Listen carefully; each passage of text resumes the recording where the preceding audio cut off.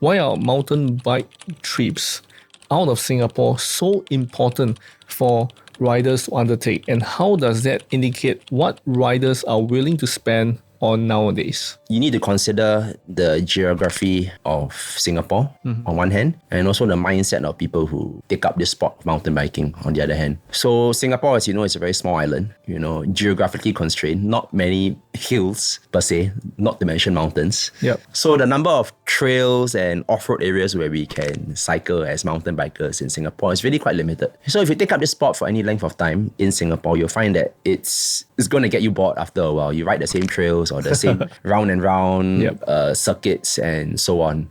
So I think if you're a mountain biker, or if you and your friends are a group of mountain bikers and you want to expand your horizons, you want to do more challenging trails, and you want to have better enjoyment and understand more aspects of mountain biking, not just as a sport, but as a culture that you can pursue overseas.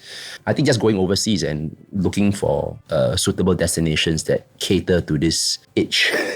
I was recently interviewed on CNA and other news media outlets regarding the unfortunate incident where a mountain biker got accidentally shot roaming in a restricted live firing area in the middle of Singapore. This is like a really thick jungle area, but there's trails over there. And one of the questions that I was asked was, why do you want to do that? And I answered that, they have two options. They either do illegal stuff and venture on trails where they are not supposed to be on because it's more exciting. The trails which are illegal are actually more fun, sometimes in better condition than the official trails.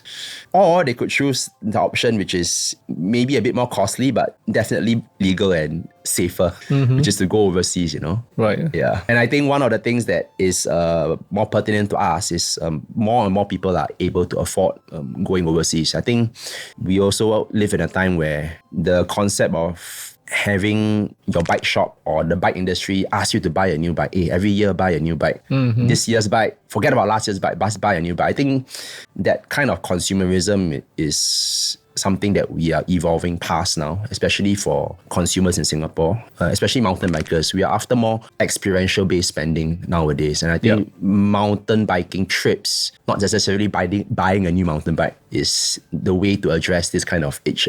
When they want to perhaps go to new places year after year, but still using the bike that they own from maybe 1, 2 or 3 years ago.